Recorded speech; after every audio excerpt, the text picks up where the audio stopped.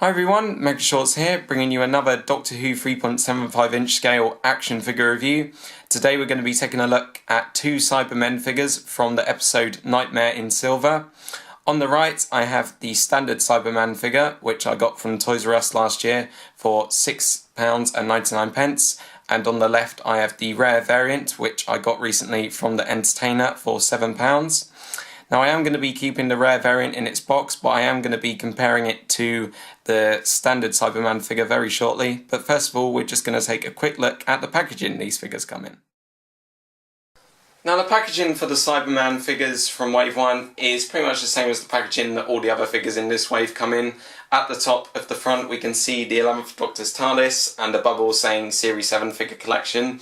It also says 6 figures to collect on the plastic bubble, but if you count the rare variants there is about 15, 16, maybe even 17 now I think. And on the bottom you've got the card showing the Doctor Who logo and the name of the figure. And then on the back we can see all the standard figures from Wave 1 along with a couple of the playsets, and then at the bottom you've got the same usual product and company information. That's it for the packaging, and now we're going to take a look at the Cybermen. Okay, so here we have the Cybermen from Nightmare in Silver. We can see that the rare variant is very similar to the standard Cyberman figure, but it does have a blue chest piece instead of a silver one, and this is made to look like the lights that the Cybermen had on their chests in some scenes from that episode. It does also have a gun arm, which is something that the standard Cyberman figure does not have. It's not the only variant of the Cyberman figure you can get from Wave 1, by the way. There is another one out there which has recently been discovered by a few people on the internet, and that one is just the same as this one, but it has a silver chest piece instead of a blue one. I'm not sure if that one's another rare variant. It could be a running change variant like the Imperial Guard Dalek was, I'm not sure, but I will keep my eyes out for it, and if I do get it, I will show it to you guys in a future Doctor Who figure review. Now the rare variant was released around the same time as the standard Cyberman figure. Obviously because it's a rare figure it's much harder to find. It was re-released as part of a US exclusive wave of rare figures from Wave 1 during the winter a few months ago, but despite being re-released it is still a very hard figure to find, and it does go for some quite high prices on the internet. If we take a look at the head sculpt we can see that it's got these black eyes which are very similar to those of other Cybermen we've seen over the years. It's got the little teardrops inside them, and below that we can see the small rectangular mouth which has been painted very nicely and carefully, just like the eyes up there. The head sculpt also has what looks like some vents at the top there where the handles come together, and we can see some lines at the handles as well, and there's some lines at the back here as well. The chest is also really nice, lots of sculpted detail here. We can see that this small chest piece has what looks like a small fan inside it, and there's lots of detail going around it as well, which is really nice. If you look at it up close you can see some screws there and what I guess are little vents on the sides here. I'm not exactly sure what these are. And then down here we can see this rib cage like thing which we also saw on the Cybermen from the new series, and then on the back you've got this really cool sort of new spinal cord type thing going down to the waist. The arms are also very nice. Like most other parts of the figure, they have got a lot of sculpted detail.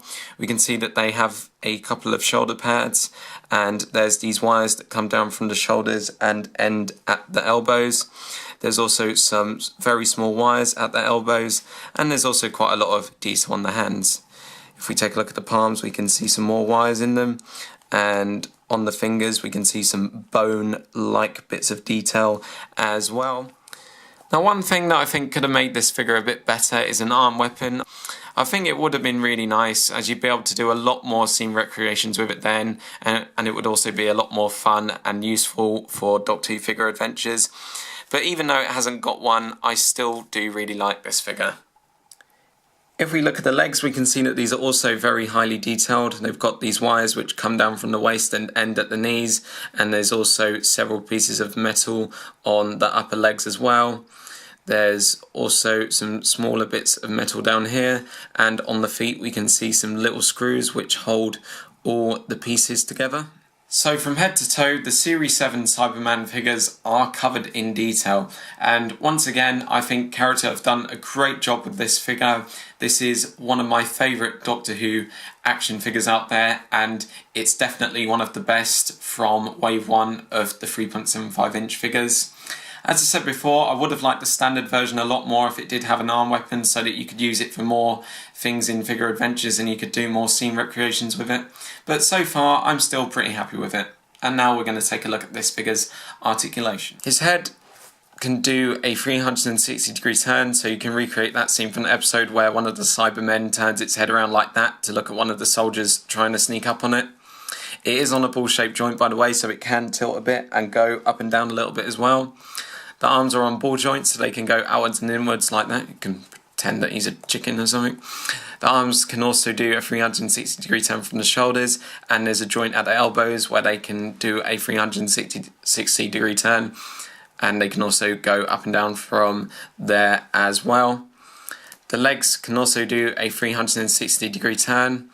They can also go backwards and forwards like that, and they can bend at the knees. I think the articulation on this figure is pretty good. You can get this figure into quite a nice variety of poses, but I do think this figure could have been better if it had a joint at the chest so you could turn it from there, and I think it would have been nice if the hands had joints so that you could make them detachable like they were in the episode, and so that you could turn them a bit as well, but still pretty pleased with this figure.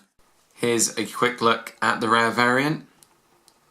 It's pretty nice. It's got pretty much all the same qualities that the standard Cyberman figure has. Got the blue chest piece there, which has been painted quite nicely, and you've got that really nice gun arm down there that's got quite a lot of detail on it. Okay, now it's time for me to give a summary of my thoughts on these two figures. Overall, I think these two Cybermen figures are excellent additions to my Doctor Who action figure collection.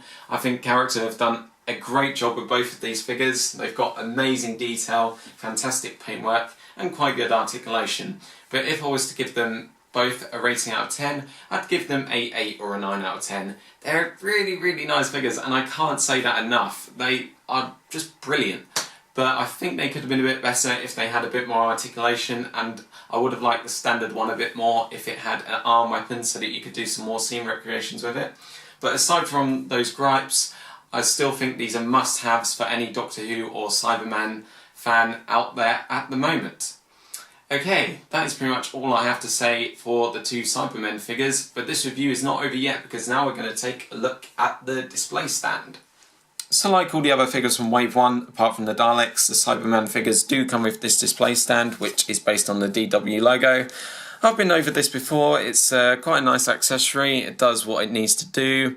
The Cyberman figure itself is very good at standing up by itself, but if you want to have it in some running poses, then it is a good idea to have it on the display stand, and it does stand on that very well on one foot. Yeah, not much else to say about it really. It's just a display stand. It does what it needs to do. I think it would be nice if in the future we see some more character themed display stands. Like for the Cybermen, we get Cyberman heads. For Weeping Angels, we get Weeping Angel hands. But I know that will probably take a lot of time and it will probably cost a lot of money, so I'm just okay with the display stands being as they are at the moment, and I know they've repainted them for Wave 2, which I think is quite nice. So yeah, out of 5, I give the display stand a rating out of 5. I give it a 5 out of 5, and that is pretty much it for my review of the Series 7 Cybermen figures. Hope you've all enjoyed watching this review, and if you want to share your thoughts on this figure, feel free to do so in the comments section below, and my next Doctor Who action figure review will be of the Zygon from Wave 2. Thanks for watching this review guys, and I will see you again soon.